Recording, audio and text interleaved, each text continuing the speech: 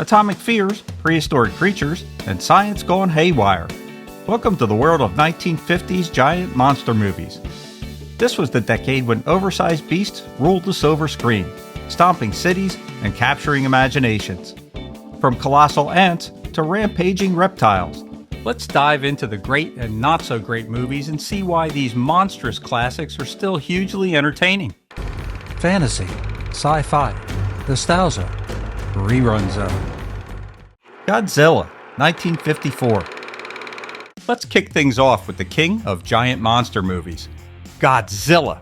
In 1954, Japan introduced the world to Godzilla, a towering radioactive behemoth born from the fallout of atomic testing. Directed by Ishiro Honda, the plot centers around a series of mysterious shipwrecks and devastating attacks on Tokyo, all traced back to Godzilla, a prehistoric sea creature awakened and mutated by hydrogen bomb tests. Special effects maestro Eiji Tsuburaya brought Godzilla to life using suitmation, where an actor in a rubber suit stomps through miniature sets, creating scenes that were revolutionary at the time. The film's haunting score by Akira Ifukube adds to its impact. Godzilla's success spawned an entire genre of kaiju, or giant monster films, and cemented Godzilla as a cultural icon. For anyone who appreciates classic sci-fi giant monster movie cinema, Godzilla is still a must-watch. 20 Million Miles to Earth, 1957. This classic sci-fi film transports you to an intergalactic adventure with definite consequences. The story begins with the United States' first spaceship to Venus crash landing off the coast of Sicily. Local fishermen save the two surviving astronauts, but in the chaos, a young Sicilian boy named Pepe finds a mysterious gelatinous egg from the wreckage. He sells the egg to Dr. Leonardo, a local zoologist, but unknown to both of them, this egg harbors the emir, an alien creature from Venus that grows at an alarming rate. The emir ends up escaping from captivity, which leads to a series of violent and destructive encounters. Its size and strength escalate, presenting a dangerous threat. To control this beast, authorities use an electric net to paralyze the creature while it continues to grow, setting the stage for a climatic battle in Rome's historic Colosseum. Ray Harryhausen's pioneering stop-motion animation brings the emir to life with stunning realism. 20 Million Miles to Earth remains a beloved example of 1950s science fiction cinema, offering both thrilling action and a glimpse into the era's imaginative storytelling. The Beast from 20,000 Fathoms, 1953. This sci-fi classic kickstarted the giant monster movie craze of the 1950s. Directed by Eugene Laurie, the film tells the story of a prehistoric creature, the Rhedosaurus, accidentally awakened by atomic bomb tests in the Arctic. Let's be honest, nothing says oops quite like unleashing a massive, rampaging dinosaur on the world. The Rhedosaurus wastes no time wreaking havoc, starting with an Arctic outpost and working its way down the North American coast. By the time it reaches New York City, this beast is the talk of the town, though not in a good way. Scientists and the military team up to stop the creature, which turns out to be much harder than it sounds, especially when the beast's blood is discovered to be highly toxic. The action-packed finale takes place in Coney Island, where the Rhedosaurus takes on its greatest foe, a roller coaster. The film's true star, though, just like in 20 Million Miles to Earth, is Ray Harryhausen's stop-motion animation. His work brings the Rhedosaurus to life with incredible detail, setting a standard for monster movies to come. Before I get to the next movie, as most of you know, I'm just one guy, 70 years young, putting this all together with a lot of love for classic TV, movies, and cartoons from back in the day. If you enjoy these trips down memory lane, I'd be thrilled if you hit that subscribe button, or even consider becoming a channel member. It's a simple way to keep this passion project going strong, and it means the world to me. Thanks for being a part of this journey. Now, back to the show. Them, 1954. This film was one of the first of the 1950s nuclear monster movies, and it featured giant mutated ants attacking humanity. It was an era that began with very real fears of nuclear radiation and nuclear fallout. In 1954, the desolate deserts of New Mexico hold a terrifying secret. New Mexico State Police Sergeant Ben Peterson and his partner stumble upon a young girl, mute and traumatized, wandering through the desert. Nearby, they find a wrecked vehicle, its owner's missing. When they investigate, the officers encounter another discovery at a nearby general store where the owner has been viciously mutilated. Soon, FBI agent Robert Graham, Dr. Harold Medford, and his daughter Pat arrive, sent by the U.S. Department of Agriculture. Dr. Medford suspects something far more horrifying than a typical animal attack. When the catatonic girl is exposed to the fumes of formic acid, which is a substance associated with ants, she wakes up screaming a single word: them. When the group returns to the desert where the girl was found, a monstrous ant, now grown to gigantic proportions, attacks them. They manage to blind it and kill it, but Dr. Medford's theory is chilling. The first atomic bomb tests have mutated the local ants into giant carnivores. Their food supply has dwindled, and now they've turned to humans. Them is a must-see if you like equal parts suspense and campy fun. It also reflects a real fear of the atomic age. The special effects are a little cheesy at times, but they were top-notch at the time. Check this one out for a good time while you're binge-watching these great 50s sci-fi flicks. Tarantula, 1955. This 1950s sci-fi horror film shows what happens when science goes wrong. Dr. Matt Hastings, a local physician in the fictional town of Desert Rock, Arizona, becomes involved in a terrifying mystery when a series of deaths occur, linked to a condition marked by abnormal growth of the hands, feet, and face. The trail leads to Professor Gerald Deemer, played by Leo G. Carroll, a scientist experimenting with a nutrient intended to address global food shortages by accelerating growth. Unfortunately, his serum has unintended side effects, causing rapid and uncontrollable growth in test subjects. The situation spirals out of control when a tarantula is exposed to the serum. It escapes into the desert and grows to colossal proportions, wreaking havoc on the local population. The film's special effects, great for the time, convincingly depict the gigantic spider terrorizing the desert landscape. A live tarantula was used for most of the scenes, with miniatures and matte effects enhancing the creature's menacing presence. The film also features an uncredited appearance by a young Clint Eastwood as a jet squadron leader who helps battle the giant spider in the climatic scenes. It's a fun film and should be added to your must-see list of 1950s giant monster movies. It Came from Beneath the Sea, 1955. This classic science fiction monster film follows Commander Pete Matthews, who comes across a massive underwater creature while piloting a nuclear submarine in the Pacific Ocean. After a series of mysterious ship disappearances and attacks, marine biologists Dr. Leslie Joyce and Dr. John Carter are brought in to investigate. They soon discover that the culprit is a giant octopus, forced from its deep-sea habitat by hydrogen bomb tests that have made it radioactive, making it look for new sources of food. Ray Harryhausen again is the special effects maestro that brings the stop-motion animation of the giant octopus to life. Because of the film's low budget, the creature was designed with only 6 tentacles, a detail that most people didn't even notice.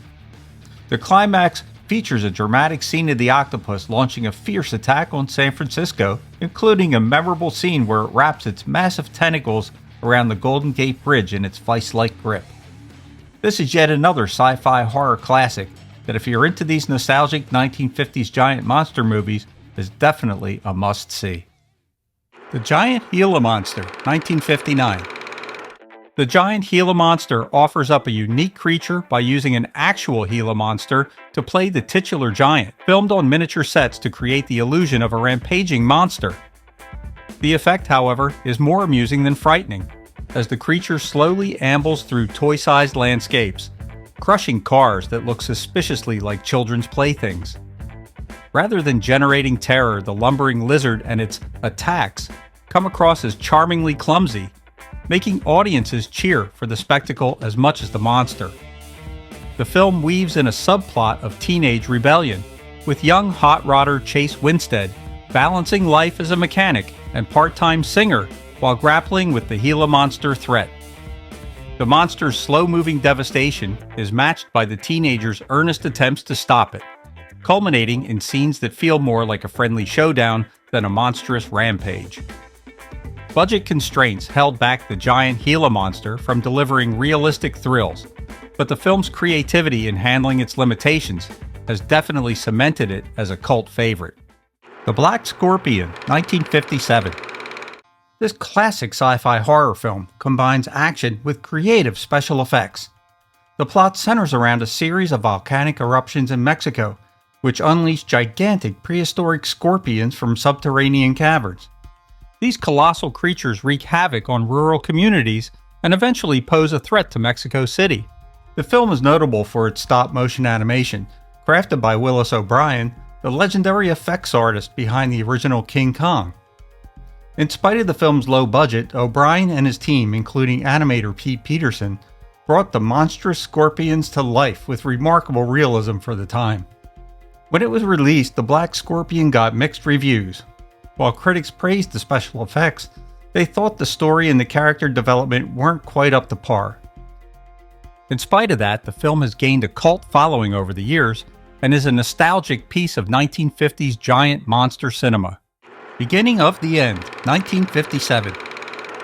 This one takes audiences on a wild journey into the realm of atomic horror, where irradiated corn leads to the creation of colossal grasshoppers that descend upon a small Illinois town.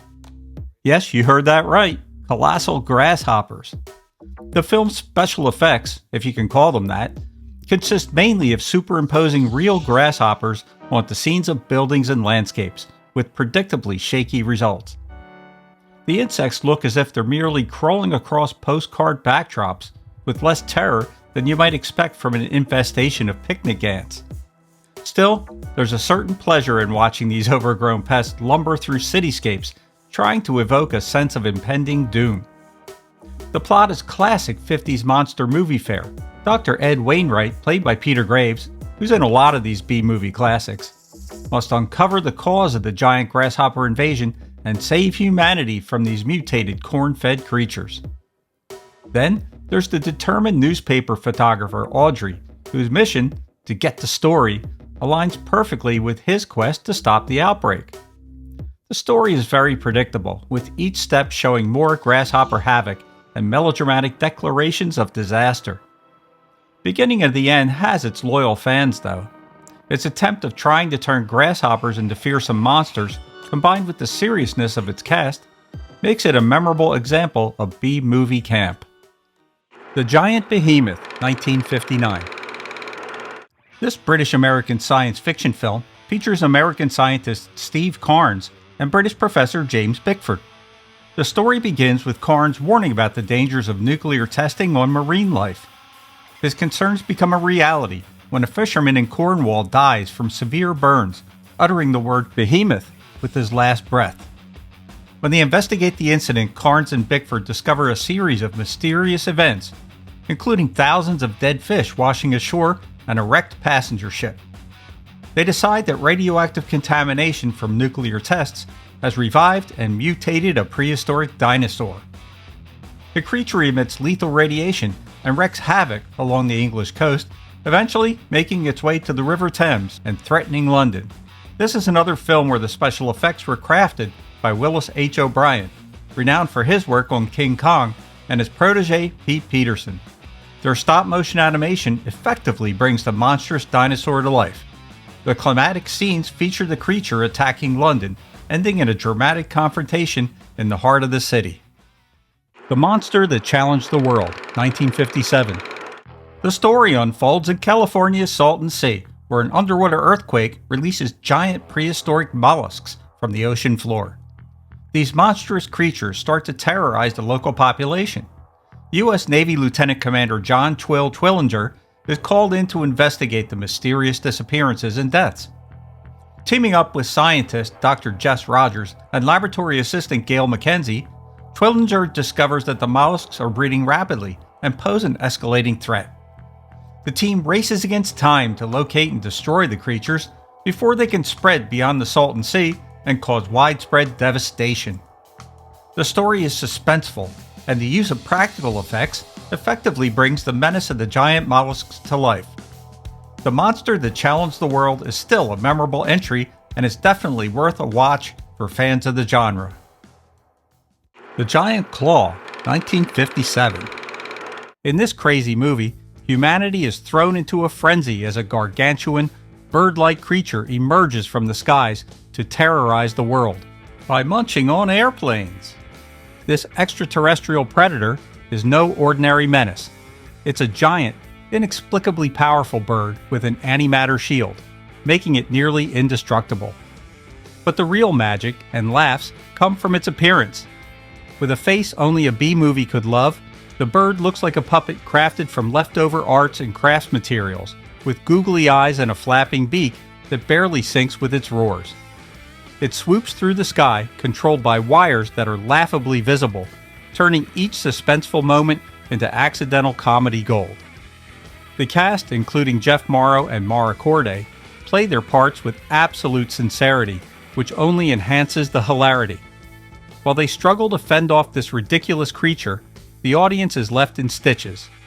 Every scene drips with an earnest seriousness that clashes perfectly with the absurdity on screen. Over the years, the Giant Claw has clawed its way into cult classic territory, celebrated not for its intended thrills, but for its glorious failure to be anything but riotously entertaining in its so bad it's good splendor. Rodan, 1956. In Rodan, directed by Ishiro Honda, who also directed and co-created Godzilla, a series of mysterious deaths plague a mining village near Mount Aso, Japan. Miners and policemen fall victim to the gruesome attacks, at first attributed to giant prehistoric insects awakened by mining activities. As authorities investigate, they uncover a more dangerous threat, Rodan, a colossal pteranodon capable of supersonic flight, emerging from the depths to wreak mayhem. The film marks Toho Studios' first color kaiju production, showcasing Eiji Tsuburaya's groundbreaking special effects. Rodan's destructive path includes leveling cities and battling military forces, with scenes of miniature sets and pyrotechnics that were state-of-the-art at the time.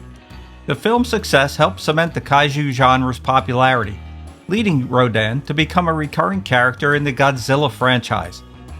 For those who like classic monster movies, Rodan offers a nostalgic journey into mid-20th century filmmaking, blending suspense and innovative effects. It's a testament to the enduring appeal of giant creatures and the creative storytelling that brought them to life. The Deadly Mantis, 1957. This film belongs firmly in the so bad it's good genre, as a volcanic eruption in the South Seas triggers a chain reaction, causing Arctic icebergs to shift and releasing a colossal praying mantis from its icy prison. This prehistoric creature embarks on a destructive journey from the North Pole toward warmer regions, leaving a trail of devastation.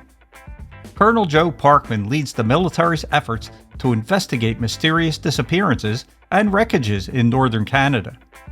The discovery of a massive, unidentified spur prompts consultation with paleontologist Dr. Nedrick Jackson. Dr. Jackson identifies the artifact as part of a giant insect, setting off a nationwide alert. As the menace advances southward, it attacks various locations, eventually reaching Washington, D.C.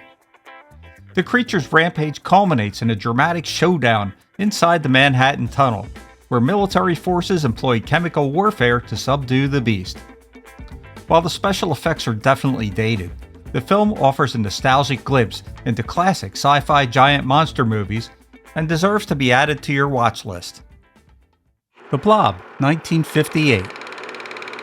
This film is one of the most iconic B-movie sci-fi horror films of the 1950s, famous for its gelatinous alien creature that grows larger as it consumes everything in its path.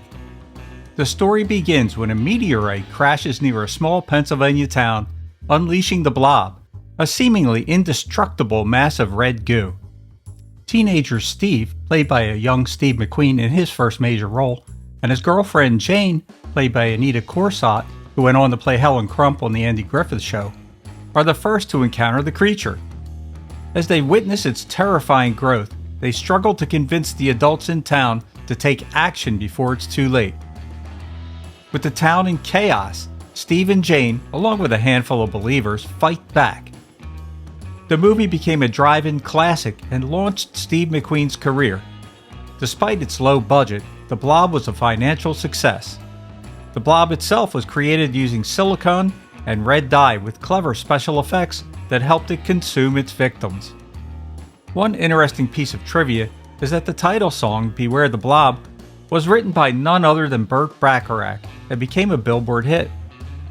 Though originally released as a B movie, The Blob has endured as a cult classic, praised for its suspense and the chilling simplicity of its monster. Well, that's going to wrap it up for today's video. There are many more titles I'd like to cover, but I'll have to save them for another video. Leave your suggestions for more great 1950s giant monster movies in the comments below. This is Rich from Rerun Zone. Good night.